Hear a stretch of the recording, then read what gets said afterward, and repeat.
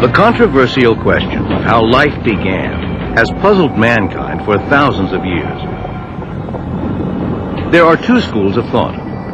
One idea is that God is the master of nature, the creator and ruler of the universe, who designed each kind of life on earth with deliberate intention.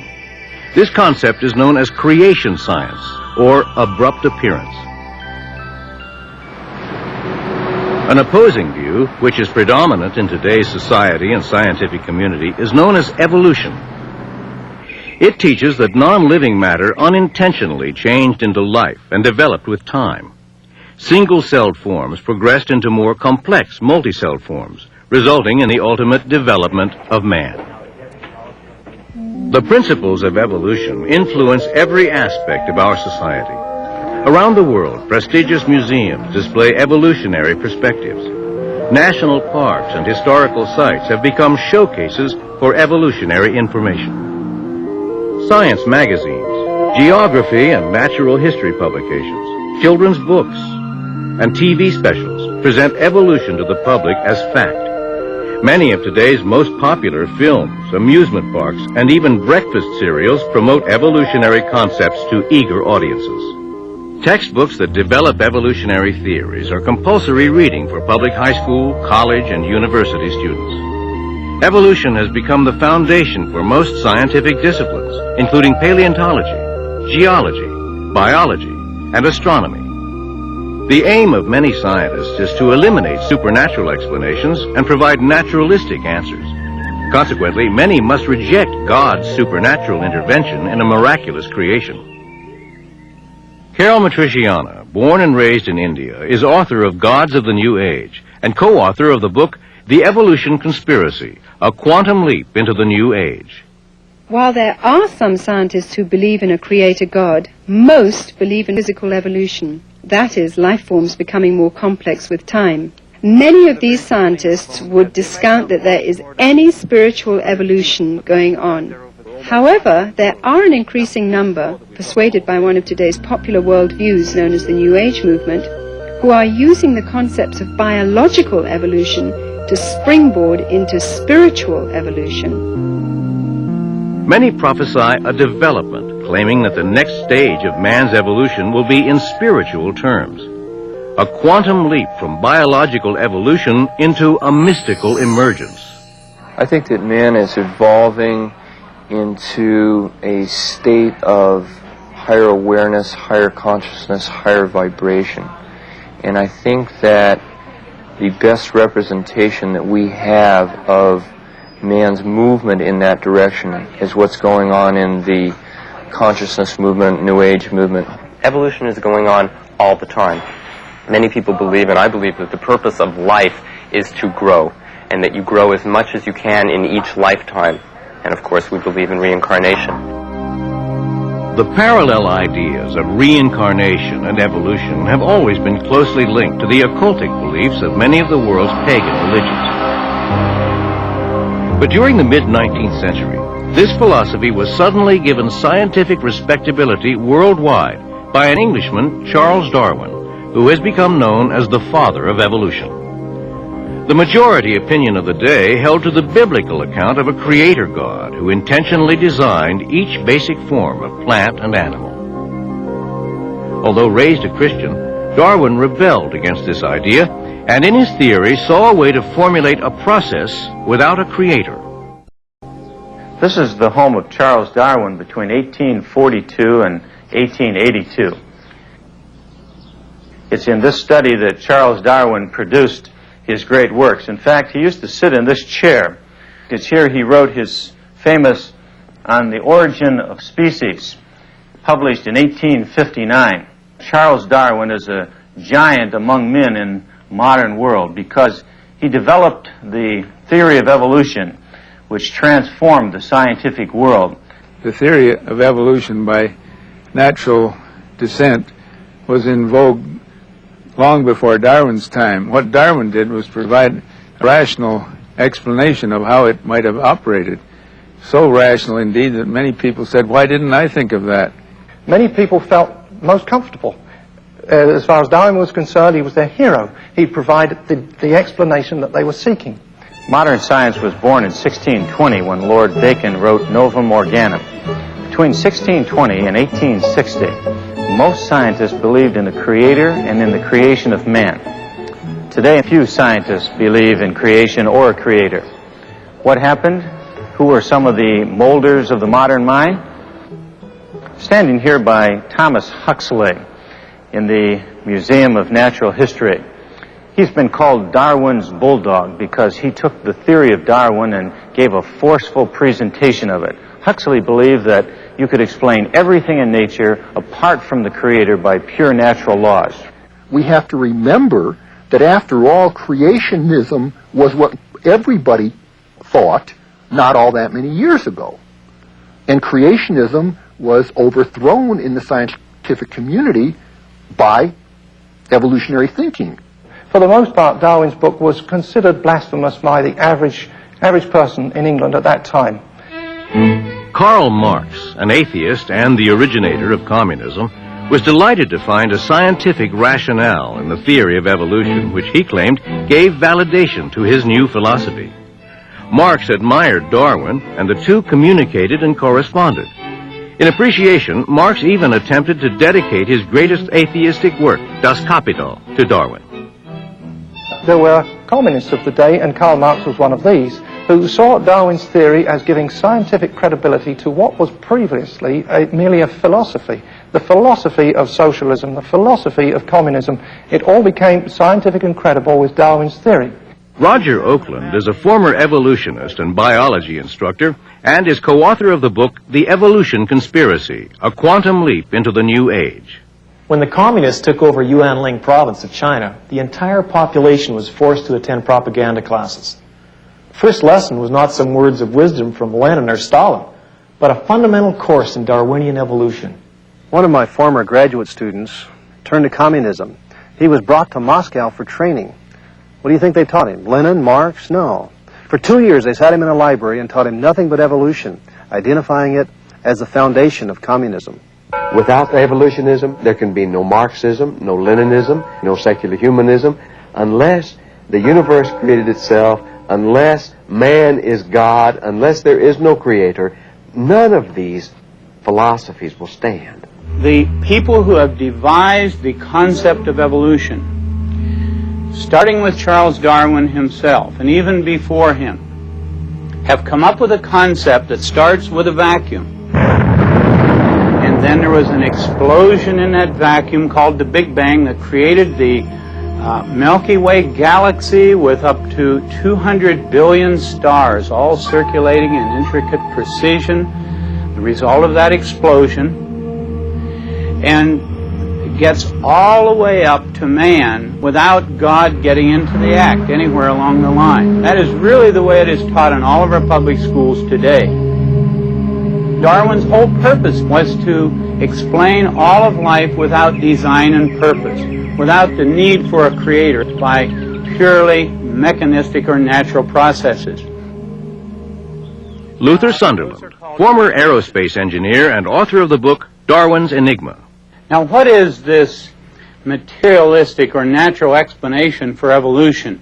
It says that on the early Earth, in a soupy ocean, some chemicals got together and formed spontaneously the first living cell. Now, that was no minor operation, because the simplest single-celled organism we know anything about has in its genes and chromosomes about as much data as there are letters in the world's largest library, 1 trillion letters. No way in the world could random processes have organized that much data. Most life forms are comprised of billions of these complex cells, which once again display themselves in perfect order. The mathematical impossibility of the human body being formed accidentally surpasses the logic of an explosion in a printing shop, resulting in the formation of a dictionary. We are told that life began in this prebiotic soup, which was rich in all sorts of various compounds. But recent studies in the most ancient rocks show that there's no evidence that such a soup ever existed. The scientific method is supposed to be based on the ability to observe and test things. And yet, evolutionists accept that non-living matter somehow became life. No one saw it happen. There's no examples of it happening today, and yet they claim it as a fact. In addition, no one has ever observed one form of life evolving into another form. But evolutionists are convinced that if you give it billions of years of time, these things can happen. You see, long periods of time become the magic factor. Suppose someone walks into a science classroom at a university and claims that it's possible for a worm to become a man in just a few seconds of time. He's laughed out of the building. Someone else makes a claim that a worm can become a man given millions of years of time, and everyone there agrees. You see, by simply expanding the amount of time, a ridiculous idea seems credible. And that's the key to evolution. As little as 120 years ago, the public at large generally accepted that the Earth was relatively young. One possibility indicated 6,000 to 10,000 years, based on biblical genealogies. Today, however, evolutionists have invented complex timetables spanning billions of years, specifically designed to allow vast amounts of time for various life forms to change into other life forms. No one knows precisely how old the Earth is, but no matter how much time one gives an evolutionist, it still doesn't solve their dilemma as to how exactly life came into being in the first place. Dr. John Morris, Associate Professor of Geology at the Institute for Creation Research in California. There are hundreds of different clocks by which we can estimate the age of a rock or the age of the Earth, and almost all of them seem to give young ages for all of these things. There are about 5 or 6, however, that seem to give old ages. It's interesting that my evolutionary colleagues will always choose those old ones. These dates are then substantiated through biased dating methods, such as radiometric dating. Although presented as objective and reliable, the results of radiometric dating are rejected if they do not agree with the preconceived evolutionary time frame. When a scientist wants to date a rock, he sends it to a lab, but that lab won't even take that rock unless he sends in a form with it telling them exactly how old he thinks that rock is, and that gives them a target to shoot for. And on the machine, they would keep turning those knobs and keep working on it until they got that date. Many times when we read in the textbooks about a rock that's been dated so many billion years, we just assume that the people that have gathered those dates know what they're talking about. But that's not the case. I know how those dates are arrived at. Until Darwin, many scientists were in agreement with the biblical account that animals produce after their own kind. But as the evolutionary perspective was given more authority, scientists were under pressure to prove Darwin's hypothesis and explain how life forms could possibly have changed from one form into another. Now we are told that the way evolution proceeds is damages due to some outside influence like cosmic rays cause the cell to make mistakes. We call those mutations. And gradually one organism is supposed to have changed into another organism all the way from a single cell to invertebrates like clams or starfish, and then the vertebrate fishes, the amphibia, the reptiles, birds, mammals, and finally man. And here we are now, the product of billions of mistakes. Scientists know the genetic code prevents one life form from changing into another kind. So they speculate that mutations or damages to the DNA must be responsible for evolutionary processes. Again, they believe this in spite of the observable evidence that no new species has ever resulted from a mutation. Mutations are almost always harmful. They can bring about small adjustments in a particular species, but no way are they able to change one kind of creature into another. If evolution has really occurred, we ought to be able to see the evidence in the fossil record. After all, that's the record of the past. But if we look at that fossil record carefully, we see that there are no recorded instances of one type of an animal ever changing into another. There's no transitional forms.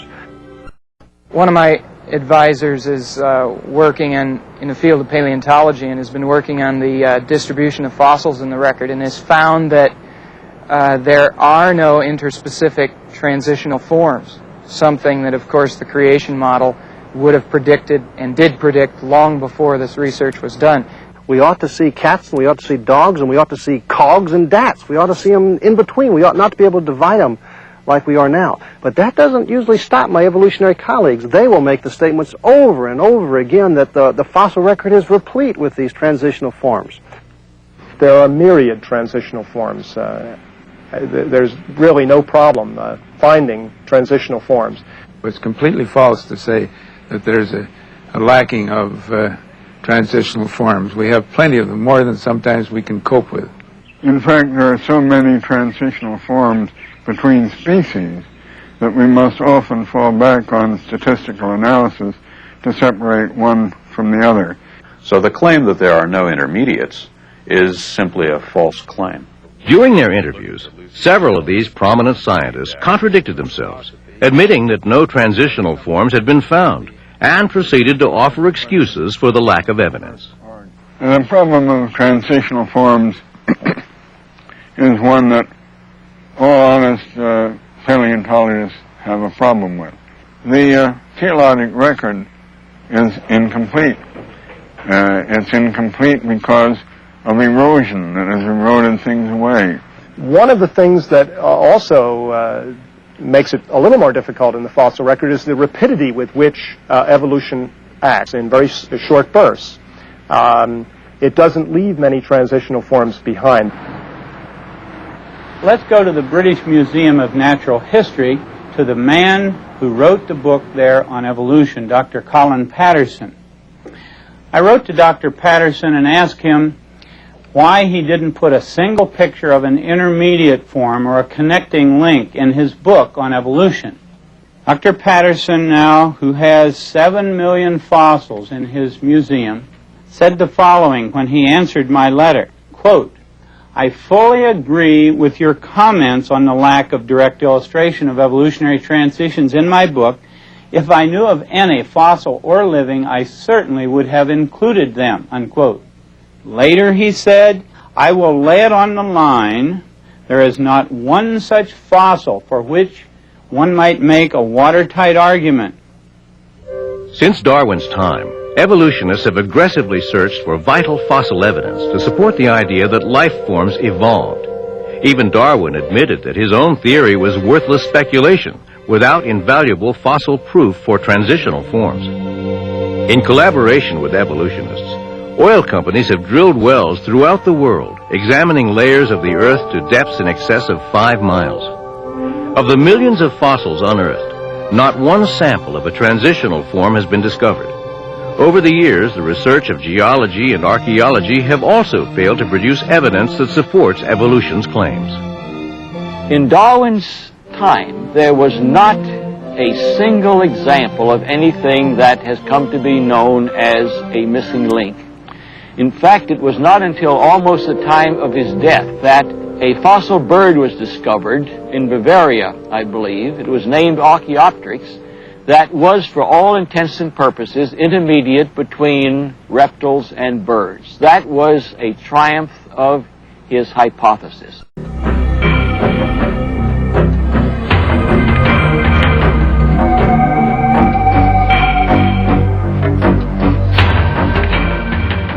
Archaeopteryx, classified today by many paleontologists as a true bird, not a reptile bird intermediary, was the first of a number of deceptive schemes promoting evolutionary ideas. Evolutionists misdated and misidentified this extinct bird, presuming it to be the missing link between reptiles and birds. The best example of a transitional form that my evolutionary friends usually give is Archaeopteryx, a supposed link between the reptiles and the birds. Recently, another bird has been found, dated by evolutionists, to be 75 million years older than Archaeopteryx. So therefore, Archaeopteryx could certainly not be the ancestor of the birds. Actually, evolutionists don't have any idea how the reptiles evolved into birds. They don't have any of these transitional forms. But that doesn't stop them. You pick up any book on evolution, and Archaeopteryx is still presented as the best evidence. Archaeopteryx here is a good example of a transitional form because it shares characters which we ordinarily think of being typical either of birds or dinosaurs. Archaeopteryx is right halfway between, and it's for this reason that many of us are inclined to call birds reptiles. The next time you have a Thanksgiving dinner, you can tell people that you're eating dinosaurs. Reptiles are supposed to have converted their scales into feathers.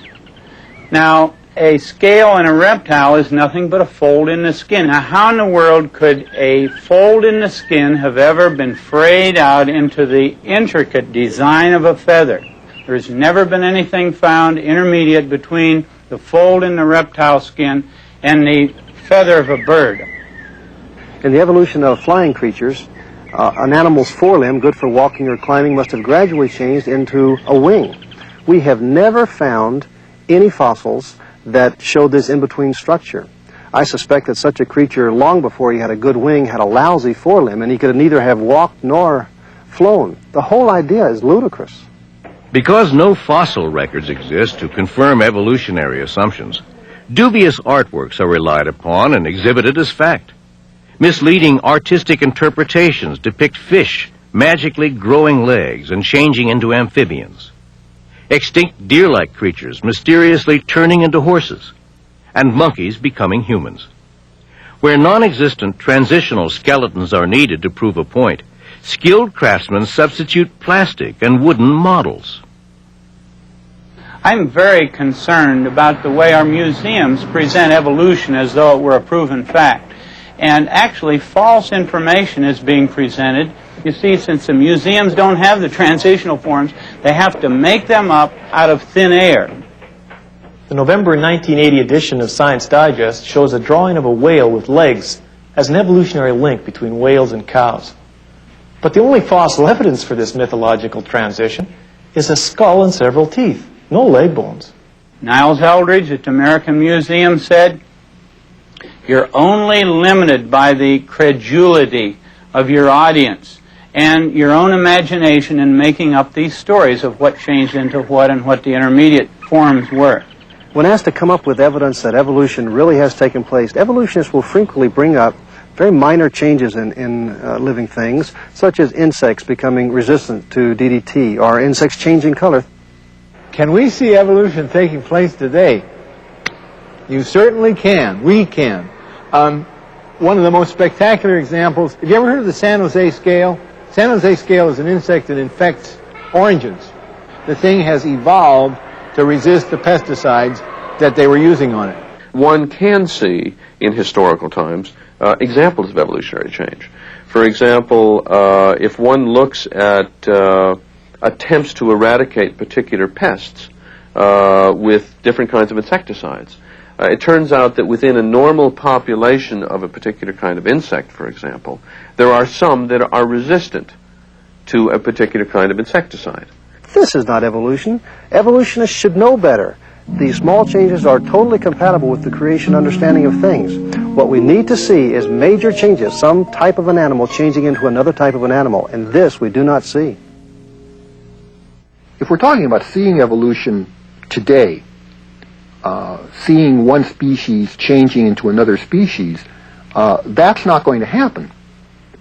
Although there must be, from an evolutionary perspective, many transitional forms out there, the likelihood of finding any one of them is extremely low. The more we learn about paleontology, that is fossils, the more certain we are that evolution is based on faith alone. The National Academy of Science is the official advisor to the U.S. government on questions of science. In its publications, it falsely claims that the missing links that troubled Darwin are no longer missing.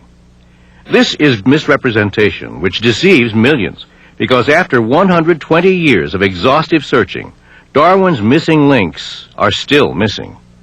Yet this academy and evolutionists continue to perpetuate the mythical theory that man developed from ape-like creatures.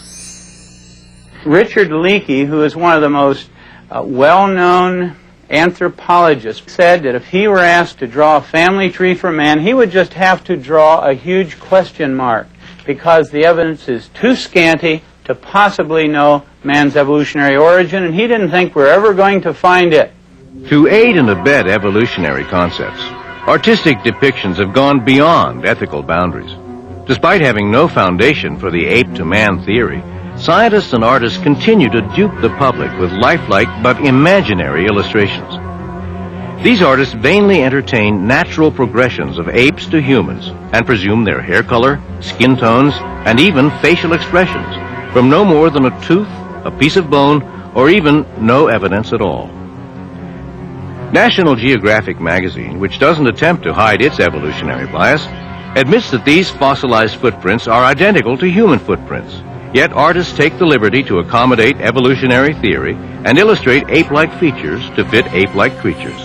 All because biased dating processes insist that these footprints were found in rock layers said to exist before humans. Now, today we have evolutionists who would like us to believe there is solid evidence for evolution. Before the public, they generally create the impression that the evidence is just like solid gold, that man has evolved from some ape-like creature. Dr. Donald Johanson, director of the Institute of Human Origins, discovered Lucy, an alleged ape-to-man missing link. The human family and the ape family diverged and went on their own individual and separate evolutionary trajectories. We don't know precisely what the common ancestor was for that, but we know that it resembles something like what is called Ramapithecus. Ramapithecus. That was formed out of nothing but a fragment of a jaw and several teeth. And for many, many years, Ramapithecus was held up as our ape-like ancestor. But now Dr. Pilbeam at the Yale Harvard Peabody Museum, when I interviewed him, he said, we have found about 40 of these creatures now, some of them fairly complete, and they are not on the direct line to becoming man at all. They're more like an orangutan. Dr. Pilbeam of Yale, who first claimed that Ramapithecus was an ancestor of man, now suggests that it isn't. Yet evolutionists continue to cite Ramapithecus as an ape-man link.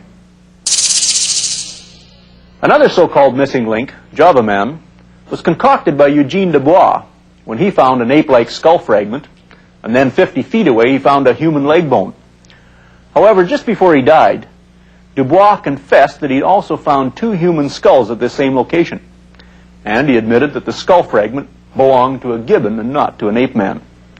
Homo erectus is probably best known as Java Man.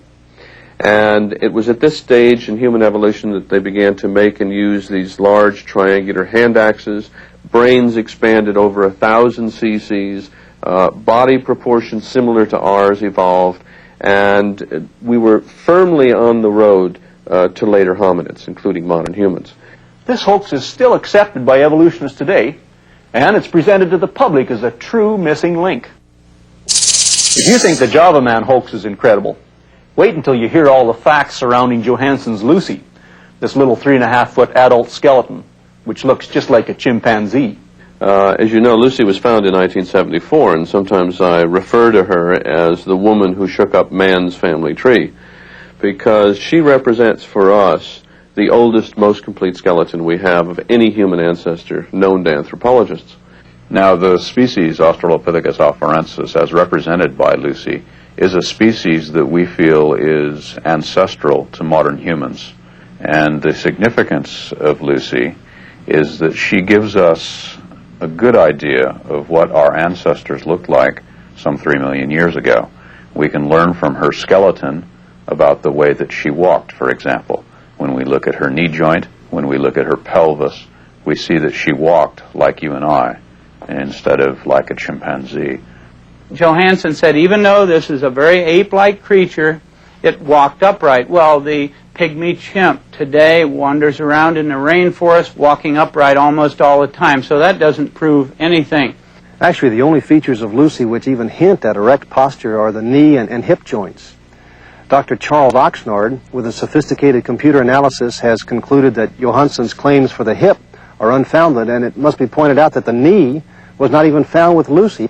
This knee joint was found over a mile away, 200 feet deeper than the other bones. She comes closer to representing, I think, what the average person thinks of as the missing link than any other fossil we had ever found in Africa. So she has extraordinary importance in terms of understanding the very earliest phases of human evolution. Richard Leakey and others are now claiming that, in all likelihood, Lucy is really a mosaic of 2 or more species. This isn't funny. What is funny is that they claim that creation isn't scientific. The next thing back was Piltdown Man. Here was a case where a human skull had been doctored up along with a jaw of an orangutan to make the jaw look somewhat human. The teeth were filed. It turned out to be a pure fraud. Piltdown Man was a purposeful fraud, and it fooled the world's greatest evolutionists simply because they so much wanted to believe that there was some evidence for evolution. Neanderthal man was originally found in the Neanderthal Valley of Germany. These creatures almost all looked very modern, but several of them, 2 or 3, had a very stooped-over, brutish appearance. Now, however, 2 scientists have gone over to the museums in Europe from Johns Hopkins University, got these bones out of the museums and x-rayed the ones that had a very stooped-over appearance. And lo and behold, they discovered that the stooped-over creatures had rickets or some vitamin D deficiency disease, such as arthritis. They have reclassified the Neanderthals from a separate species, now put them back into Homo sapiens, the same as modern man. Now, Nebraska man consisted of nothing but a single tooth. And around this single tooth, pictures were drawn showing an ape-like creature that had evolved into man. It turned out later that this tooth was nothing but the tooth of an extinct pig. And this is a case now where a pig made a monkey out of an evolutionist. I think man has always been man. The scientific evidence shows this, and this, of course, is very consistent with the account of creation that is presented in the book of Genesis. Behind closed doors, or occasionally when speaking very candidly, the evolutionists admit there is really no evidence that man evolved from the apes.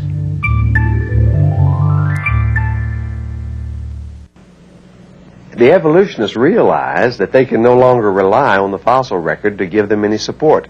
So what they've done is they've come up with a very crafty alternative to the Darwinian concept of evolution. They call it the punctuated equilibria concept. One of the really exciting developments in evolutionary theory in the last 10 to 15 years has been the theory that instead of evolving very gradually over a long period of time, that evolution came in short bursts that were interspersed with much longer periods where virtually nothing happened.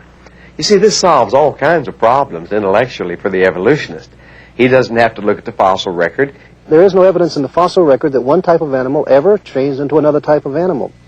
Punctuated equilibria comes along and says that isolated populations of animals evolved rapidly and left no fossil trace. But this is an argument from lack of data. There are no transitional forms, and that's used then as proof of the brand of evolution called punctuated equilibria. This is bad science. With this new information, we're trying to refine our view of evolution. And what's emerging is a much more powerful synthesis of the evolutionary theories.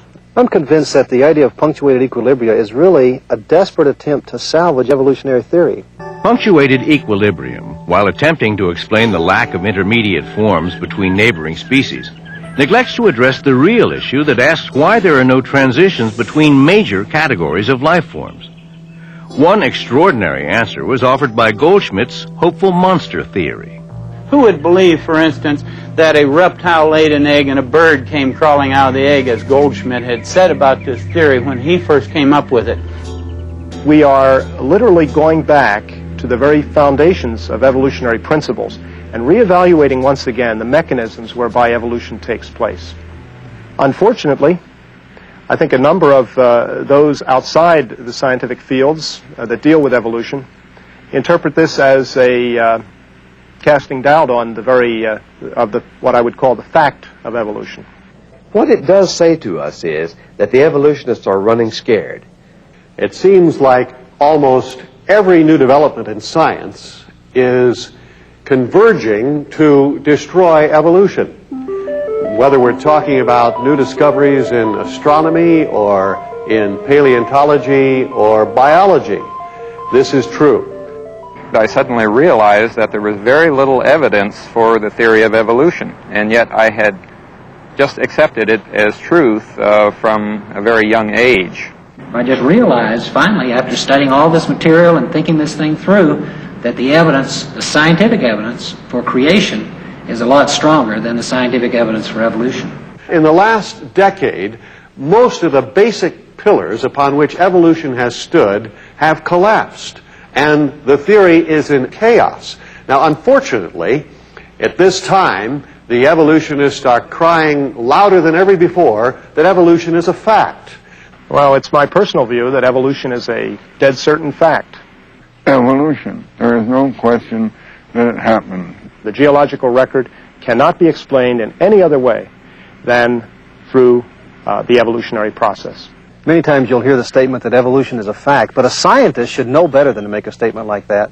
If evolution has ever occurred, it was not observed, and therefore it's outside the realm of science. It's inaccessible to scientists and the scientific method.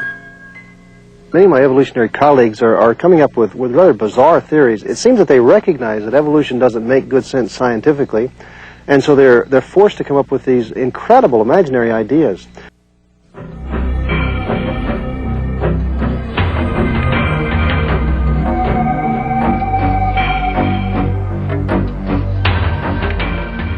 Some now recognize that the spontaneous generation of life from non-life is scientifically impossible. So what do? Do they attribute it to a creator? No, they claim that life came from outer space. Well, they can believe that if they want to, but they shouldn't call it science, and they shouldn't teach it in schools as if it were science. Evolution is simply a matter of making up stories in place of the actual scientific data. Science used to be the search for truth. Now it seems it's deteriorated into the search for a believable story. The scientist who can make up the most plausible sounding story and can get it printed or get the media to tell about it, he is the one that becomes famous. I can say that as a scientist I see zero evidence that evolution has occurred or that any is going on today. One scientist I spoke with said that even if evolution is not true, there's no way it could ever be retracted because it had gone too far. Millions of textbooks would have to be reprinted, and museums all over the world would have to tear down their exhibits. Society would never trust science again.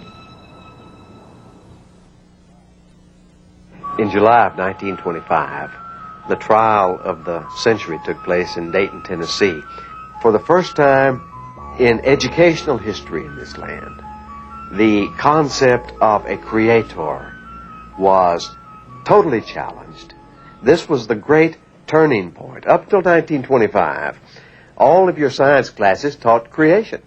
Today, all that you have taught in the science classroom is evolutionism. John Scopes, a schoolteacher, was found guilty of violating Tennessee law, which prohibited the teaching of human evolution.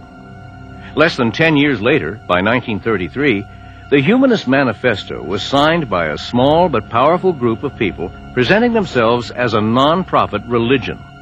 Their religion was humanism, and it swept through the educational system through the zealous pursuits of John Dewey, a socialist and first president of the American Humanist Association.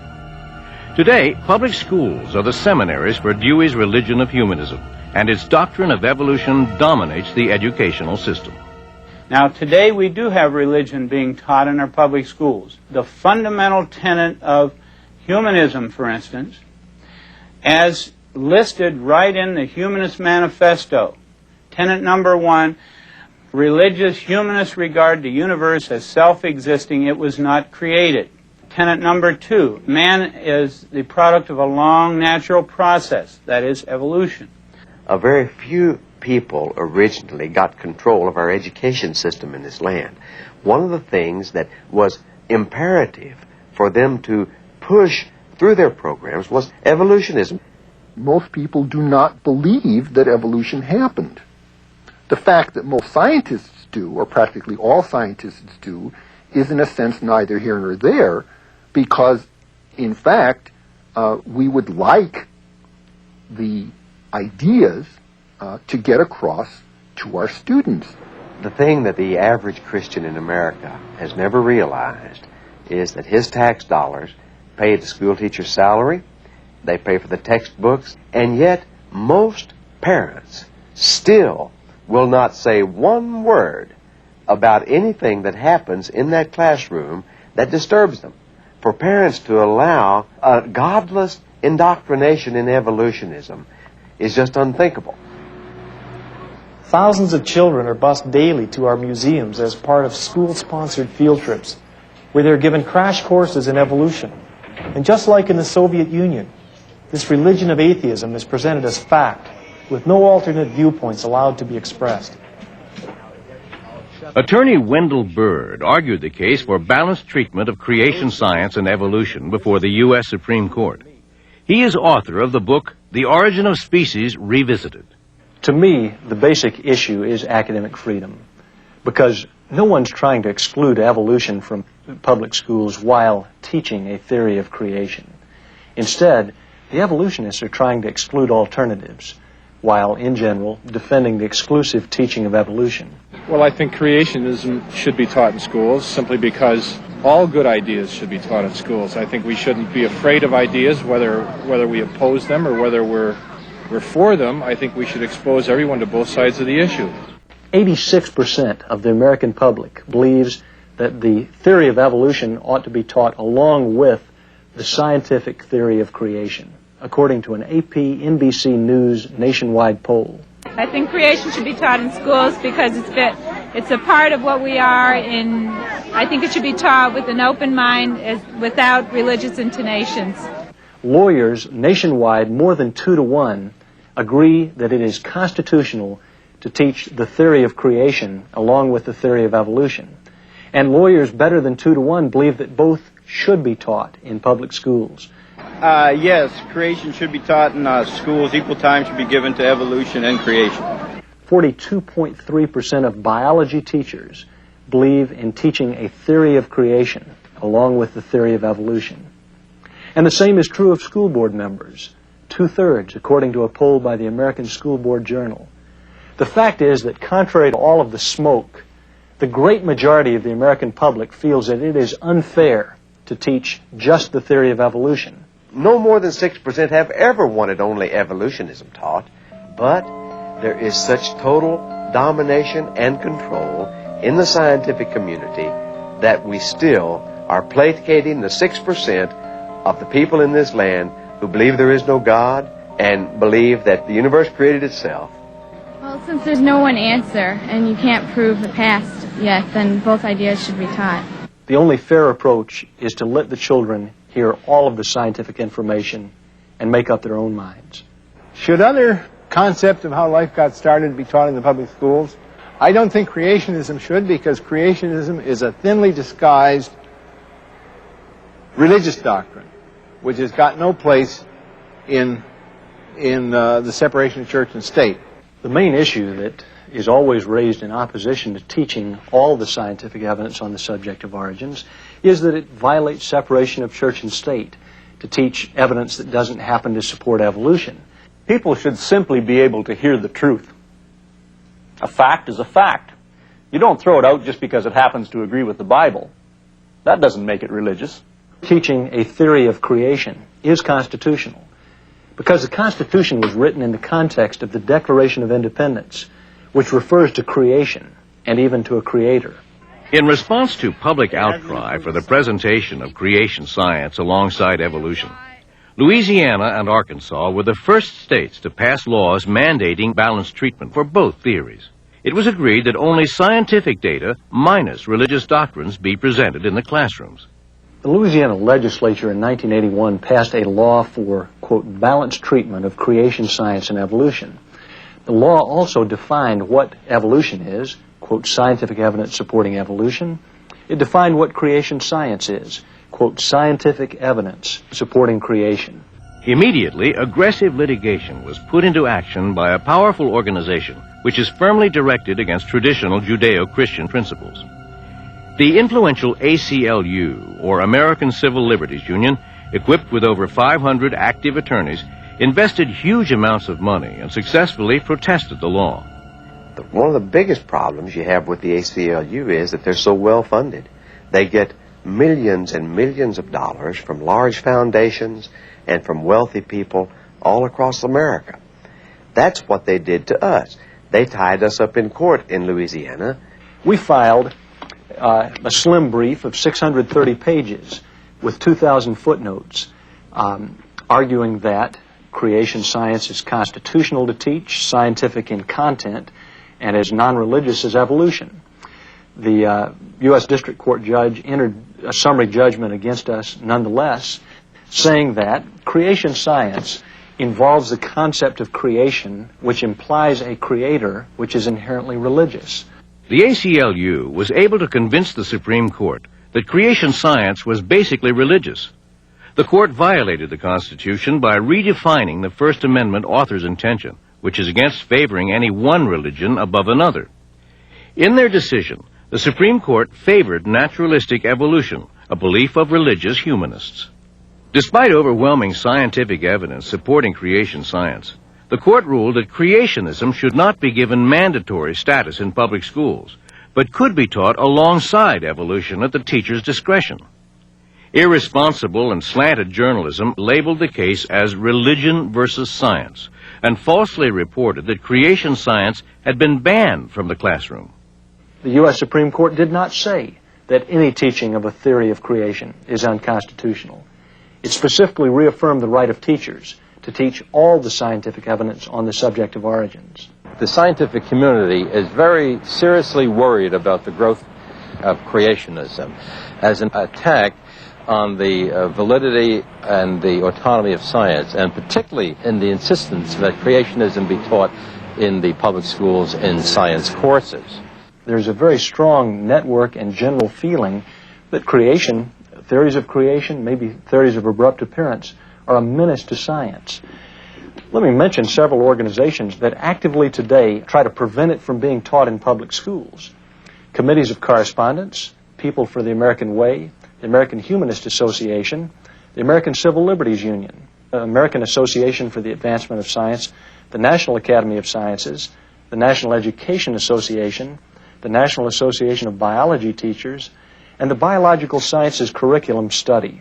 If there is one anti-scientific theory today that most threatens the whole nature of scientific inquiry, it is creationism. Today we really have an organized conspiracy in this country, in every state, that is organized to fight the open hearing of scientific evidences on origins. The result was the forming of a loose network of active organizations that will cooperate to combat the creationist intrusion into the public schools, public museums, national and state parks, and the governmental funding of science research. They have a very specific desire to preserve the exclusive teaching of evolution and to exclude any teaching of a scientific theory of creation or a scientific theory of abrupt appearance. That's censorship, in my view. We have today what is unquestionably the worst case of censorship.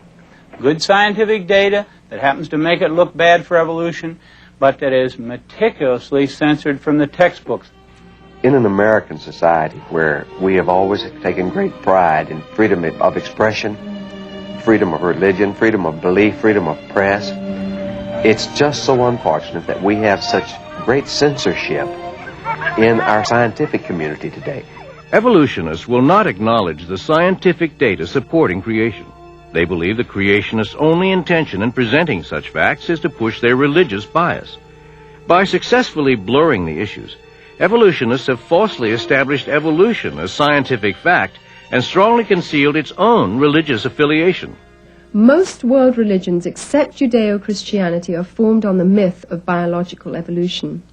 One prominent world religion today gaining much popularity through celebrities like Shirley MacLaine is known as the New Age movement or the New Consciousness movement. At its heart is reincarnation and karma, both part of evolution which is based in Eastern mysticism. The New Age movement is asking us to recognize our oneness by accepting the idea that we all evolved from the same pond.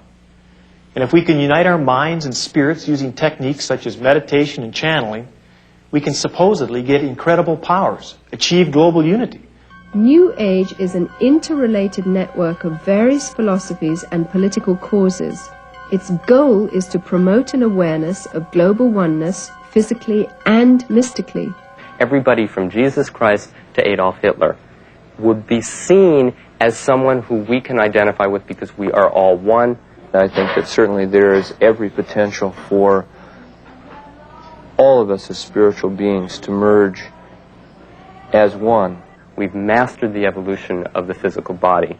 we've mastered the evolution of the mind, or we're moving in that direction. So we're coming to a time where we're using this perfected, quasi-perfected body, this opening and perfecting mind, to access the true perfection of the universe, which is the spiritual dimension. According to New Agers, the next phase of mankind's evolution is elevation to godhood. They see the human race as a transitional form between apes and God. That's, I think, our purpose on earth, and I think we're understanding that, is to make ourselves whole, to become one with ourselves, and then to realize our godhood. And I believe that everyone has Christ consciousness within themselves, and all they need to do is go inside and realize that and bring it forward and be that Christ consciousness. Evolution, whether biological or mystical, is man's way to explain away God and his creation and put man in God's place. Man has basically got the biological future of the earth in his hands. He can control evolution. We're in a time now where man is literally taking control of his own evolution, taking control of where mankind goes, both individually and collectively. I believe that the New Age movement is heading into the mainstream of American consciousness, and I think that it's going to get there by exposure in the mass media. The ideas, the concepts, the principles, the psychology, the spirituality. I think that this is a movement that will go all the way around the earth and ultimately serve as a vehicle to transform levels of consciousness that will allow us to live in a more natural, harmonious way with the elements and with the universe. This mushrooming philosophy should be a burning concern for Christians to try and understand so that they can become effective Christian witnesses. Not only is God's character at stake here, but his truth and morality. The desire for godhood, which is the goal of the New Age consciousness movement, is the same thing that brought about the fall of man. In being our own gods, we can justify our behavior and are accountable to no one. In the Bible, Romans chapter 1 warns us about the natural consequences of rejecting God the Creator. It results in man becoming involved in wickedness and moral corruption. As a result of the work of evolution, unbelief and skepticism are rampant in our society, and the moral and ethical effects have been devastating. If there is a moral governor in the universe, then each person in this universe is responsible to that moral governor. The easiest thing in man's mind to do is just to dismiss the possibility of that moral governorship.